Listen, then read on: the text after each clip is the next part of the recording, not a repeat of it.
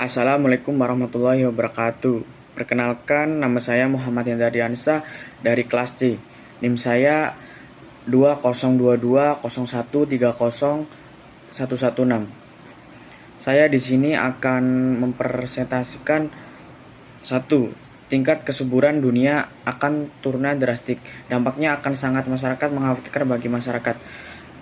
Apa yang terjadi? Tingkat kesuburan rata-rata jumlah anak yang dilahirkan seorang perempuan tengah mengalami penurunan. Jika angka jauh di bawah 2,1 maka angka populasi dunia mulai turun. Periset di Institut Metrik dan Evaluasi Kesehatan di Universitas of Wisconsin, Australia, menunjukkan bahwa tingkat kesuburan global hampir turun 50% ke 2,4 pada 2017. Studi mereka yang dipublikasikan di jurnal ilmiah The Lancet memperkirakan angka itu akan turun di bawah 1,7 pada 2100. Perempuan melahirkan lebih sedikit anak. Tingkat kesuburan global, tingkat kelahiran per satu perempuan. Akibat riset memperkirakan jumlah populasi dunia akan mencapai puncaknya pada sekitar tahun 2064 dengan 9,7 miliar orang sebelum turun ke 8,8 miliar pada akhir abad. Itu adalah hal besar sebagai besar negara di dunia tengah mengalami transisi menuju penurunan populasi alami, kata Profesor Christopher Murray, salah seorang periset kepada BBC. Saya pikir ini sangat sulit dipahami dan dikenali sebagai sebuah hal yang besar. Ini luar biasa. Kita akan harus mengatur ulang masyarakat. Kenapa tingkat kesuburan turun tajam? Tingkat kesuburan mengalami penurunan bukan karena berkurangnya jumlah sperma atau hal lain yang bisa disinggung jika membahas fasilitas. Namun ini karena lebih banyak perempuan yang teredukasi dan bekerja, ditambah dengan meluasnya akses dan kontrasepsi sehingga perempuan bisa memilih untuk dari berbagai aspek. Turunnya tingkat kesuburan sebenarnya adalah gambaran sebuah kesuksesan. Mengapa ini menjadi masalah? Anda mungkin berpikir ini bagus untuk lingkungan. Populasi dunia yang lebih kecil akan mengurangi emisi karbon dan deforestasi untuk lahan pertanian. Itu benar.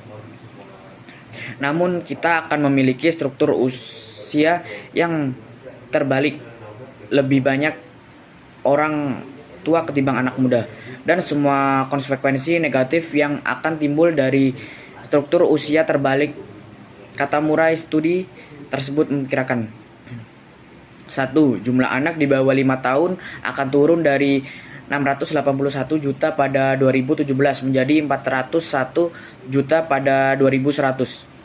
Jumlah orang berusia di atas 80 tahun akan naik tajam dari 141 juta pada 2017 menjadi 866 juta pada 2100. Murray menambahkan ini akan menciptakan perubahan sosial besar. Saya khawatir karena saya punya anak perempuan berusia 8 tahun dan saya penasaran bagaimana bentuk dunia nantinya. Siapa yang membayar pajak di dunia yang akan menua? Siapa yang akan membayar perawatan kesehatan untuk menula? Siapa yang akan merawat manula? Apakah orang akan masih mampu pensiun dari pekerjaannya? Kita perlu mempersiapkan semuanya, kata Murray. Terima kasih.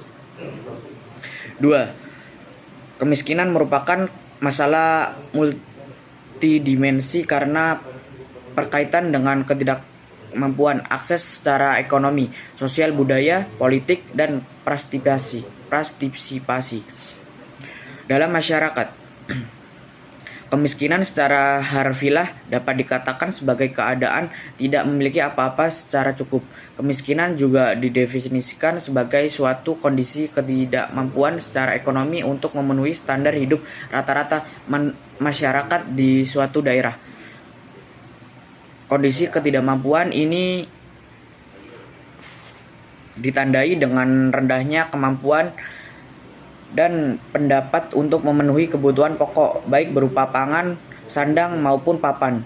Kemampuan pendapat yang rendah ini juga akan berdampak berkurangnya kemampuan untuk memenuhi standar hidup rata-rata seperti standar kesehatan masyarakat dan standar pendidikan.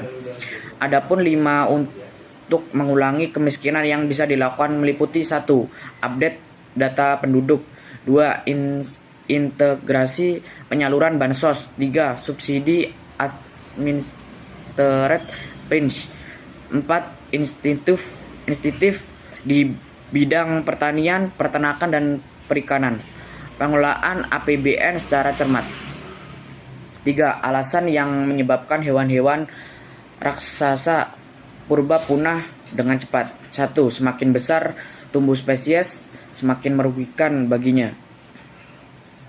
Untuk tubuh mereka sangat luar biasa besar, bahkan rata-rata tingginya mencapai lebih dari 40 meter dengan berat sekitar 110 ton. Berat gajah modern rata-rata hanya mencapai 5 ton, dan ini berarti ukuran hewan purba bisa mencapai 20 kali lebih besar dibanding dengan gajah modern.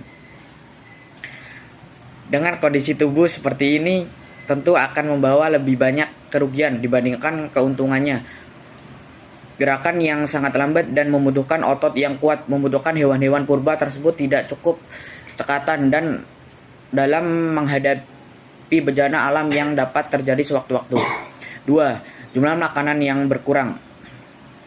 Perubahan iklim ini membuat banyak hewan-hewan kecil berimigrasi ke daerah atau wilayah yang aman.